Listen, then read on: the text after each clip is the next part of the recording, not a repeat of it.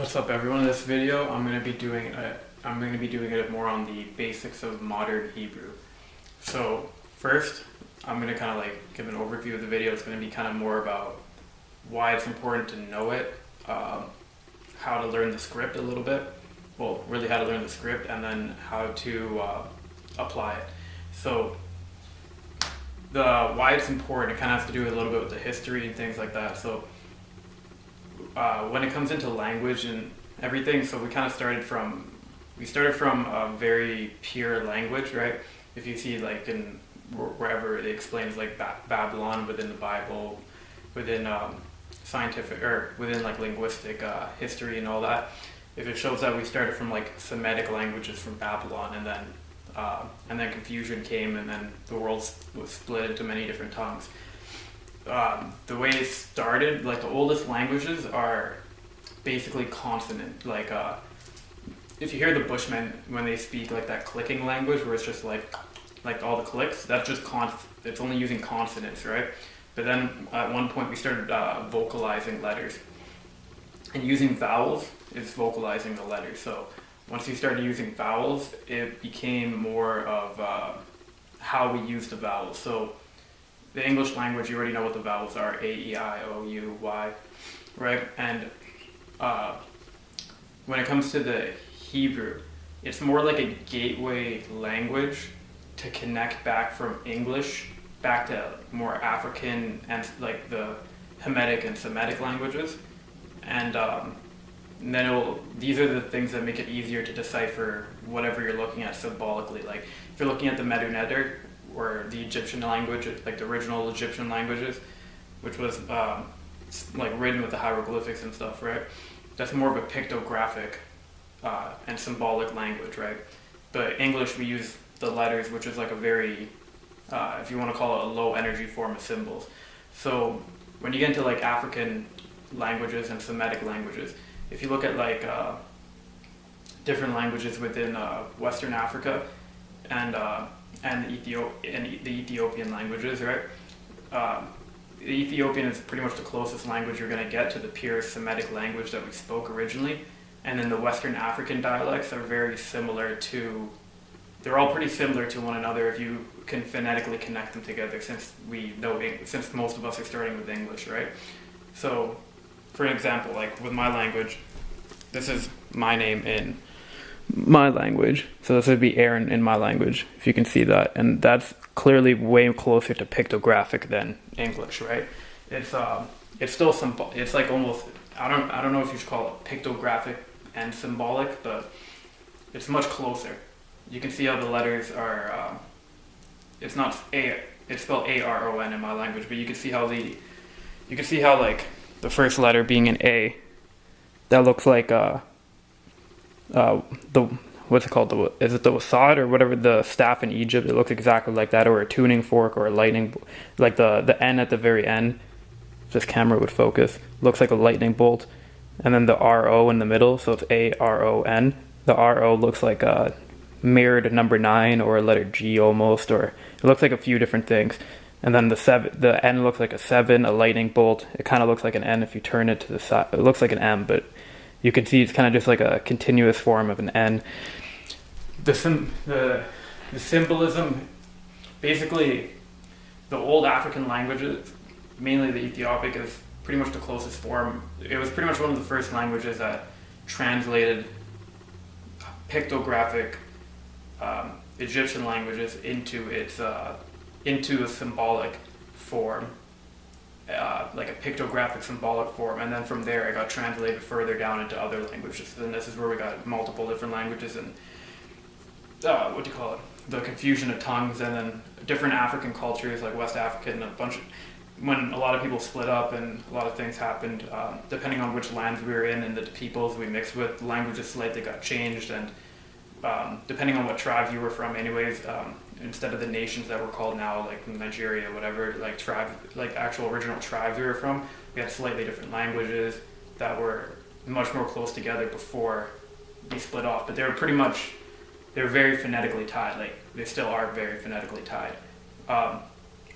So when you get into modern Hebrew is like an anglicized it's Saxo-Anglicized version of the original Hebrew, which are more the African dialect languages. So the reason it's important to understand the Hebrew language, so I drew this out on this book to kind of give a pretty easy understanding of it. So you already know a lot of you already know for the most part that occult just means hidden, right? So when you see these 4 sections, the history and culture section mainly relates to, you could say, English class, like this one that says occult, the alchemy, metaphysics, and astrology. Alchemy is just chemistry, physics, and then biology. Then numerology and sacred geometry are basically just mathematics, and language and etymology, history and culture are basically social studies, and then language and etymology is basically English class. Now, when you tie all of these things together and you understand the occult or the hidden meanings behind everything, and you break it down through symbology, then you can get into higher forms of alchemy, which would be like sound, which would be understanding sound and like understanding frequency, vibration, energy, and then when you and then you also got to incorporate colors in there, which is in I would put that in the science section somewhere, either in astrology or an alchemy. So probably in the astrology section. But so the reason it's important is you saw that symbology was an arrow connecting all 4 sections to go downwards, right, towards like just understanding sound vibrations, which is like more of the phonetics, right? So this is kind of understanding the perspective and the context and how to organize every single section of what you're deciphering, because symbology is deciphering, right?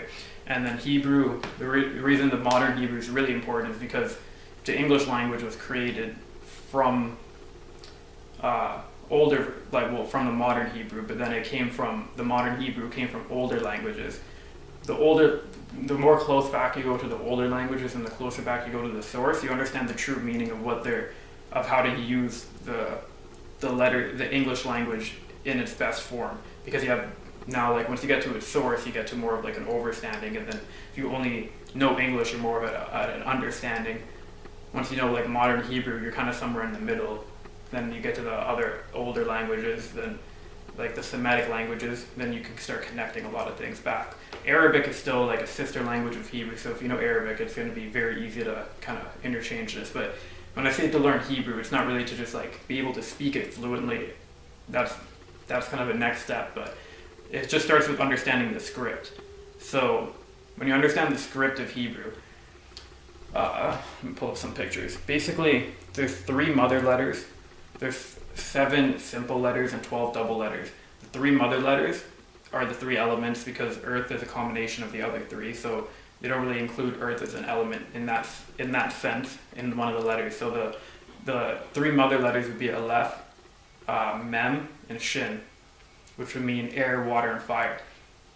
Now, once you start understanding things like that, so like let's start with just Aleph, Mem, and Shin. So when you understand Shin and you hear like the word Aten, Shin, Aten, for example, is you already know a lot of people already know the Egyptian god Aten. And then Shin is the word for fire, right? So when you see that English is a combination of phonetics and Hebrew, you can see where those words came together. Or if you hear the word Shin Obi, Shin relates to fire, and this is why I was trying to explain elements first, so you can understand the basics of these languages and things like that. But when you understand like Shin means fire, and fire means judgment, or it kind of means not really judgment, but understand it's about perspective and awareness, about like kind of what you're paying attention to. And you see I just used the word attention, and paying, which is like your direction of kind of like the energy that you're putting the attention to. So like if you explain, for example, if it's dark outside, you can't see anything, but then when the sun comes out, it brings light to everything in front of you, so it brings attention to whatever it grew, like whatever used the sunlight to grow outside here. It's kind of like the same thing as if you're in a dark room and you turn on the lights and now you can see things. It's the same thing as if your eyes are closed and then you open your eyes and now you can see things. That's attention, right? Now, and then Shin would be again that kind of that fire, what you're looking at. So when you understand like the Hebrew word for it, you can kind of start connecting, or the Hebrew letter, that's a letter, not even a word, but when you understand the letter for it, you would start connecting English words a lot easier about how they work together. So the three mother letters again would be aleph, air, mem, so then and then shin for fire, and then mem would be water. So mem, anything with mem in it, like member, remember, membrane, memoir, memory, like REM sleep. You can start to see how like a lot of things are basically water is tied to memory, and you could start tying more and more things just to these simple letters. So those are the three simple letters. And from the three mother letters, sorry. Then there's the 7 double letters. The 7 double letters would be relatable to the 7 planets. And then by being double, the 7 double letters, by being double and relating to the 7 planets.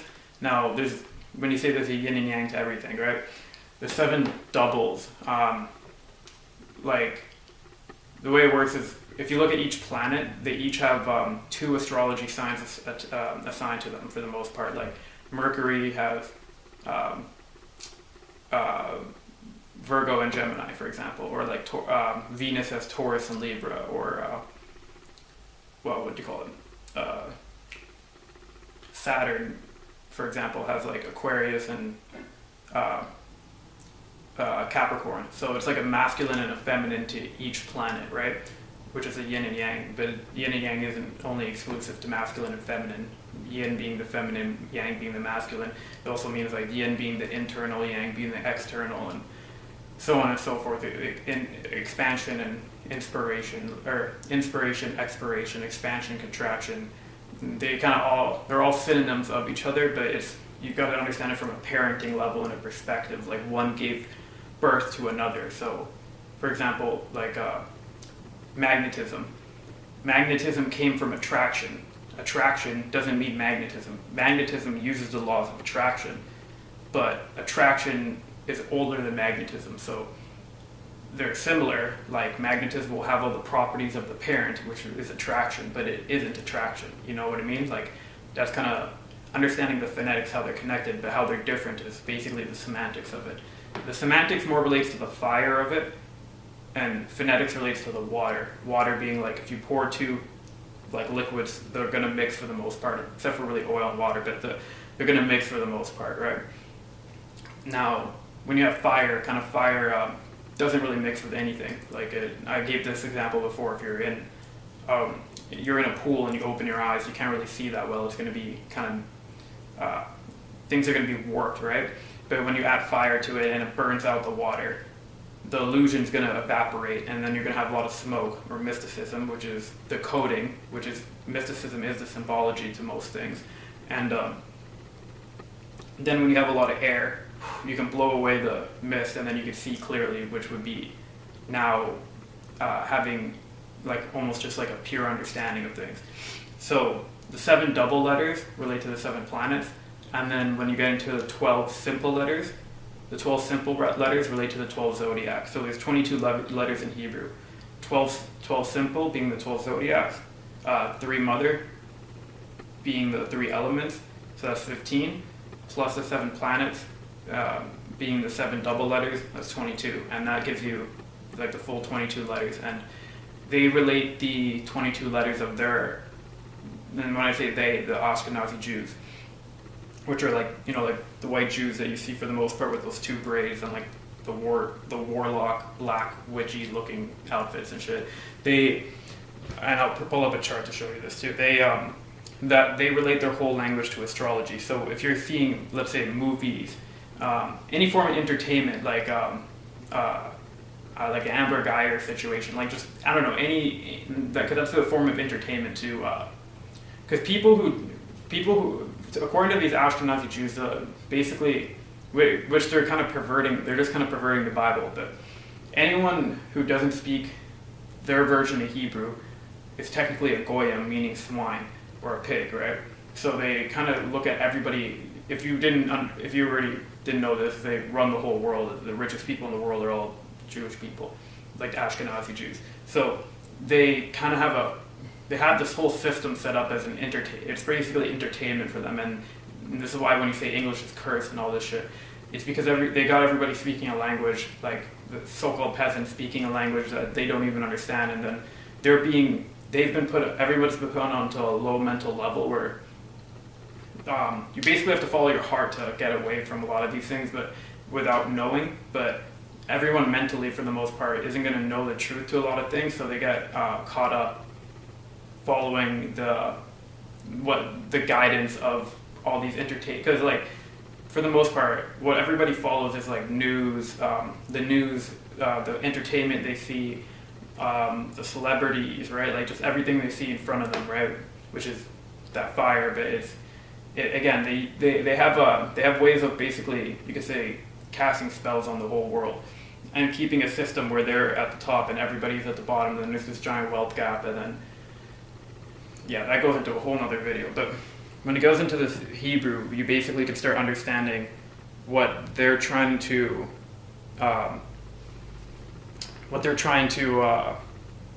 once you understand these letters, you can decode a lot of symbolism, because it starts with also understanding a lot of the things I showed in that first picture with like in that book, where you have like the 4 different sections: understanding history, like science, like occult, like all these different things. You can start decoding a lot of the shit that they're doing, and from there you can even just see, if you watch like they basically have ceremonies. Like if you wondered why, for example, movies are the same thing as a drama play. A drama play is a ritual. If you see those Freemason rituals that they do, and they have it looks like a giant drama or like a giant play. It's because they're doing rituals to conducting on the masses. So like conducting like a theater or like a band. They're basically conducting rituals to get a lot of people to stir up certain energies, so that they can siphon the energy from people in whatever different way. It could be in buying products, or it could be in a higher spiritual way that you can't even see. It could be in multiple different ways. So they're basically conducting ceremonies and rituals, and lots of you already know this shit. But so when you look at the Hebrew, let's see if I can get this to focus. So I'll take a screenshot of that, which I took a screenshot of from when I was learning this a while back. So it's not really once you understand the letters, and you can remember the 22 letters, then you can start understanding the symbols, which is that's a whole other thing. But I'm trying to get everyone to just get the script down. So here, I'll give you this too. Let's see if I can get this to focus. Hopefully you should get that to focus. But there's that one. Then you can see that every single letter is given a score. So every single letter has a number associated with it. Aleph being number 1, Bet being number 2, Gamel being number 3, Dalet being number 4, Hey being number 5, Vov being number 6, and so on and so forth. And then then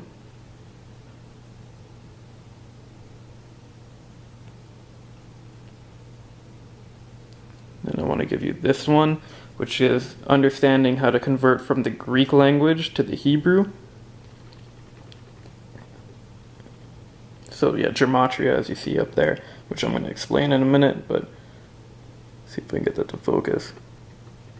So alpha being Aleph, and you can just read this yourself and get into it later. Hopefully it focused. And lastly, I'm going to show you this as well.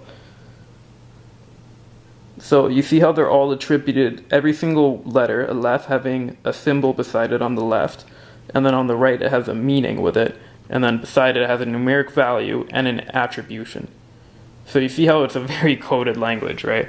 They're doing some interesting shit out here. But so, okay, when it comes to the gematria, every single one is assigned a number. So I explained this in other videos a little bit, but the letter A, for example, would be the number 1. That's called ordinal order. So, it's called ordinal. These are all different ciphers. Every single version of this is called a cipher. So first is ordinal. Aleph being number 1, Beth being number 2, Gamel being number 3, Daleth being number 4, Hey being number 5, Vo being number 6, Wo or Vo being number 6, Zayin being number 7, and then so on and so forth. It's just counting, and then once you get to 10, the numbers change a little bit, but I showed you the attribution, so this is where like master numbers and things like that come into play for Freemasonry, right? But, so that's a whole other topic, but, well, master numbers for the most part is just numbers that hold power, that are, because there's 0 through 9, there's 9 numbers, 1, 2, 3, 4, 5, 6, 7, 8, 9. Those are the prime numbers. Let's say the number 10. The number 10 is a compound number between the number 1 and number 0. You add it together, you get the number 1. That's how you do numerology. They break things down by breaking compound numbers back to their simplistic numbers. So the reason they do that, I'll get into that after, but the numerology, for the most part, when you get to master numbers, some of them, they have like 10, 20, 11, 22. They have a bunch of master numbers out here that just hold significance and hold power, and they have certain meanings. So, yeah, the numbers will come after, but they basically will attribute things. So Aleph being an ox. So ox, when you go back to Paleo Hebrew, which is the old Hebrew, which they say is unspoken now, which is like from thousands of years ago, right? The Aleph, you can already see, like, we have 7 different ways of saying the letter A, but I mean, when you see this A at the very beginning, you can see at the bottom the 2 little, like, it's like a kind of a pitchfork. If you kind of look at the A in Paleo Hebrew, that's a symbolic language, like purely symbolic, or purely pictographic, sorry. The A is symbolized by an ox. It literally looks like an ox. Some people will call it a sheep, which I don't really know why, but it literally looks like an ox. I think they'll call it a sheep. I think some West African languages will say that's to fit their language perfectly, but they don't realize it's been slightly changed. But the A will look like an ox. Now, like Aleph, as you saw in the one chart, the meaning beside it that was given was an ox or a bull or an ox goat even.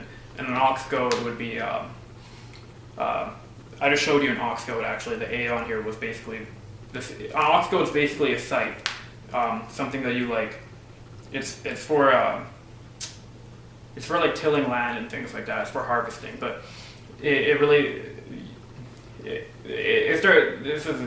going to get too long if I start explaining all of this, but they basically attribute a meaning to it, right? So once you understand ordinal order for, okay, look at it like this. There's a lot of different ways they can code things, but at the end of the day, they bring it back into numbers. They can code things into colors, they can code things into actions, they can code things into names, they can code things into activities, they can code things into events, they can code things into ceremonies, they can code things into nations, they can code things into wars, they can code things into like they code things into everything. And then when you break it all back down, it goes back to numeric value, and they're basically really crazy number freaks. So the easiest way to explain this is like, they understand the world as a fractal universe. We live in a fractured universe, or a fractal universe. So you have like 1 trillion grass petals, grass, like single grass leaves or whatever, right? Whatever you want to call them, grass blades. But they all came from one seed, for example. Or like, we have billions of people, but we started off, and even if you don't believe this, biblically, we started with the one person that went into 2, that went into, that started multiplying, right? It started fracturing from itself. It's the same thing as why you see a house of mirrors and clown houses and things like that, or the house of mirrors where you just see all these different reflections of things. It's a bunch of different mirror reflections. This is where sacred geometry comes into play. They understand things came from the 0 space, and then from that 0 space, the number 1 came first, which is a line, and then that's the 1 dimension also. Like you got 1 point and another point, and a line connecting the 2 points. That's 1 dimension. This is where you get math, and that's why I said all these things are tied, right? Then if you duplicate that line and you mirror it, right, and you get it on the bottom, right? Now you have another line connecting the 2 lines. So you have the 2nd dimension, which will create a square. And then if you mirror that square and then you connect those 2 things with, now you have, now instead of just length and width, you also have height to connect the 3, to connect the to connect the square, you have a cube, which will get you the third dimension. And then if you multiply, you put a mirror beside that, so they understand the principles of symmetry in a lot of things. So if you put a mirror beside that and you get two three-dimensional squares, right? And you connect those two three-dimensional squares, you get a fourth-dimensional object called a tesseract or a Pandora's box, whatever. You can Google tesseract, and it's the cube inside of a cube. And then when you mirror a cube inside of a cube, you get two tesseracts, and you connect that, and you get a five-dimensional object. And this is when sacred geometry ties into the numerology, right? And then this will also tie into the language, which I showed you in the book, how I broke that down. And then that will tie into the science aspect, which is the astrology, which is within their language, and the alchemy and the metaphysics, because it's explaining metaphysics being beyond the physical boundaries of physics, which is all the principles of the universe, and relativity and all that. And then this also ties into history and culture about how and why things were guided in certain directions, and how things have been manipulated by basically these number freaks. So yeah, it's all very tied together. So the numerology, basically when you go 1, 2, 3, 4, 5, 6, and then it goes like basically A, B, C, D, E, F, right? That's called ordinal order. That's ordinal. That's one cipher. Now there's something called reverse ordinal. Reverse ordinal would be, let's say if you flip it, now A relates to the number 26 if we're like using English now. Well, actually that's in a different cipher again. Okay, how about this? Aleph, Beth, Gamel, Daleth, Hey, Vo, Zion, right? So that's ordinal, counting in normal order. Then if you go backwards, so number 22, I think the last number in Hebrew is actually 400 for the 22nd letter, but just for simplicity's sake, let's just say 22 is the letter Aleph, 21 is the letter Beth, 20 is the letter Gamel. That's called reverse ordinal. Now that's two different ciphers. Now you have English ordinal. Like you have the English cipher, which is corresponding the numbers to the English alphabet, and then you have reverse English ordinal, and then you have satanic, which is actually a real cipher, satanic, and then there's so many different ciphers basically to put letters into a calculator, and then they connect them phonetically in certain ways, and this is kind of like that mirroring I was talking about in the fractal and everything. So they're extreme number freaks. It's weird. It's not really that weird once you understand the whole Cain and Abel and the left and right brain thing, which is another topic, but the whole mark of Cain is a calcified pineal gland, and having a calcified pineal gland means Cain being the left brain kills Abel being the right brain, so your left brain becomes dominant over your right brain. You don't use your right brain anymore, which a lot of you already understand what the right brain's for, connecting things together and all that. The left brain is just logic and math, which isn't evil, it's just a part of life, but for the most part, most people with calcified pineal glands only use logic and math, and they can't understand things that go beyond logic and math, right? And then now we have also with the community, a lot of people are too far into the right brain only, and they're not connecting the two, right? So now it's creating problems, but like you have to go to the one extreme to balance out the other extreme. So there's a lot of shit happening out here, but the left brain dominating the right brain is basically the reason why these people are strictly into numbers and they don't believe anything outside of numbers, and now why we have certain hadron collider is them trying to know God because they can't believe in God, and it's a whole type of thing that goes extremely deep. But we never really, we had a lot of sciences, we had math, we had philosophy, we had all these things in ancient times, and still do, but I mean, they needed this to another extent to get to the same level because of their nature, right? Of how they understand things. So, and it's not even at this point just like a race thing. There's a lot of people with calcified pineal glands that aren't just one single race. It's like a lot of people have it at this point because of what they do. It's scientific fact that like most people that are basically all black people that are born, it's like 85% I think of black people that are born without calcified pineal glands, and then I think 65% of like white people are born with calcified pineal glands or something like that. But we have to start at different levels to kind of get to the same point. But that's a whole other topic. I'm not trying to equate equality or any of these things. That's just a whole other topic. But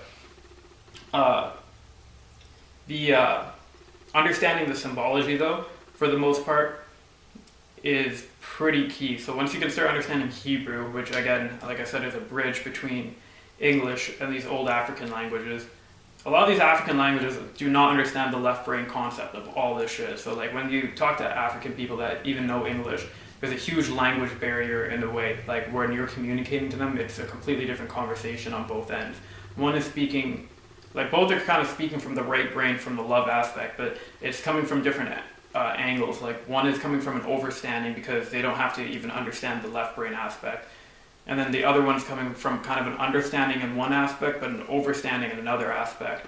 So then it becomes like a clash because one's coming kind of too left brain, one's coming too right brain at this. Because when you speak these original dialects outside of Hebrew, like that are older than Hebrew and Arabic, you don't really need to know, you don't need to know English or Hebrew, or you don't need to know any of the symbolism or coding.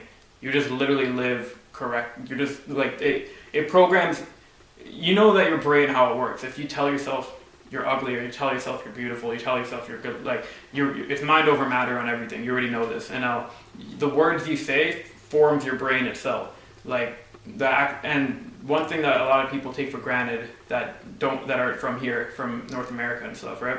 Or speak English as a first language, is our brains are shaped by the language that we know to an extent. So all of us that just start with English have to start from a harder point. But if we can get to a certain point, we actually know almost more than people who start at this aspect. But people who start over here, they don't need to know any of these details. Like in the ancient times, they had all the deep sciences and everything, yeah, but they didn't need to, like we're studying what they knew, but they didn't even, science uses a reductionism approach, which is that numerology shit I was talking about, and like the whole fractal, and like being a numbers freak.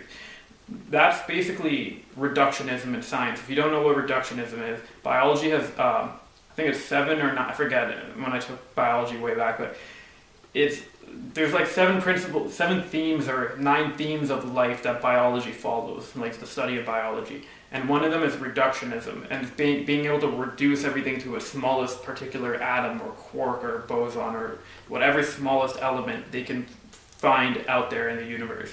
Now, the African way is, or I don't know, whatever you want to call it, if you want to be like, oh, we're not African, that's just, it doesn't really matter. Literally, you're using words in a way where it does not matter. Like, the ancient approach would be not reductionism, it's holism.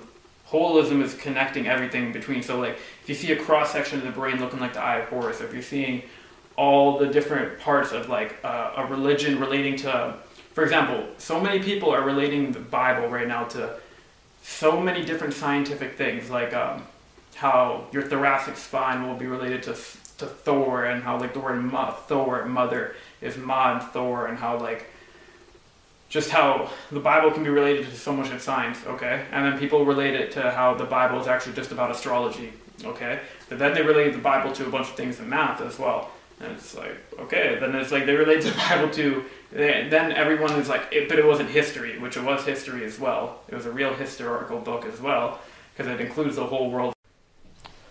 Alright, well the memory card got full there, but basically what I was getting at is like, you break the Bible down into all these different subjects that the Western world already did, but we didn't need that like, it's a book that has every single subject in it. It's holistic.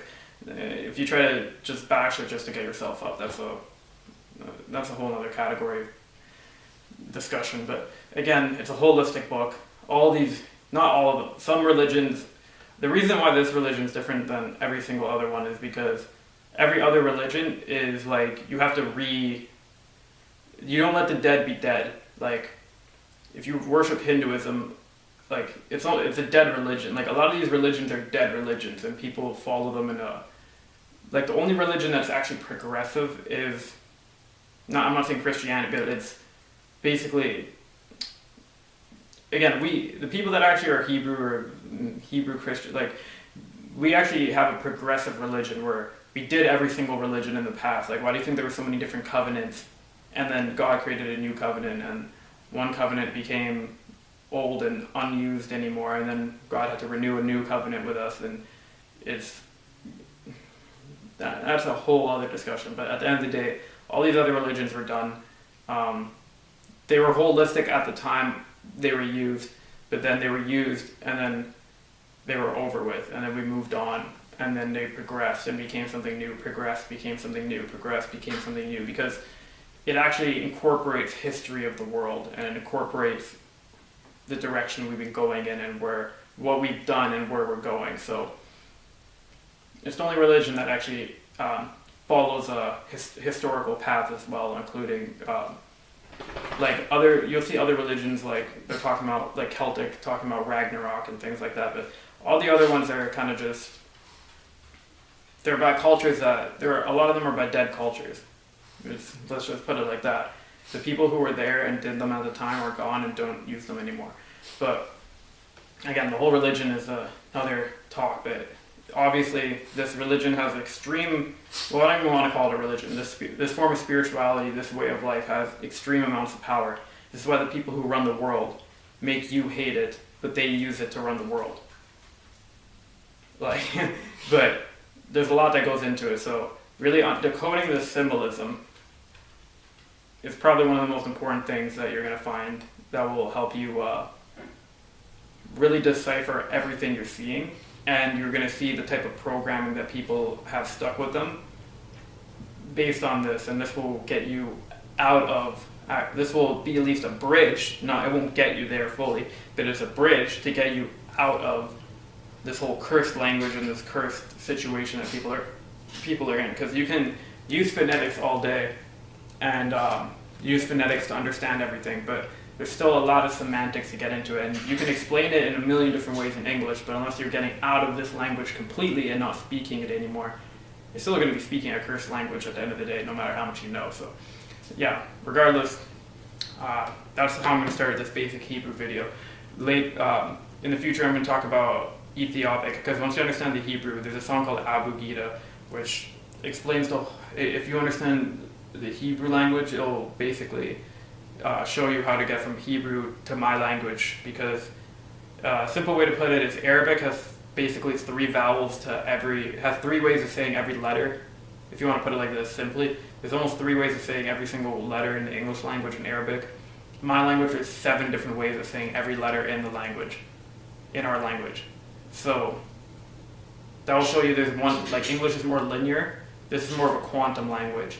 So it's about if you're opening your pineal gland, whatever you want to call it, it's going from a linear version of thinking to a quantum version of thinking, but within yourself and not needing something outside of yourself, a quantum computer or anything like that. But yeah, so that's the first part, and then in the future I'll probably go into a little bit more about decoding and symbolism, but probably next I'll talk about, when it comes into the Hebrew portion, I'll probably talk about the Abu Gida and like how to get into the Ethiopic, but first start with this Hebrew stuff, because there's a lot to get into with that. Like the modern Hebrew, I'd like to really stress on that. Look into it. Start learning the script. Just be able to say the script. It shouldn't be that hard. Learn the kind of the meanings and characteristics, and then you can decode a lot of things. But yeah, I'm going to be doing some other videos probably over the next couple days. Peace.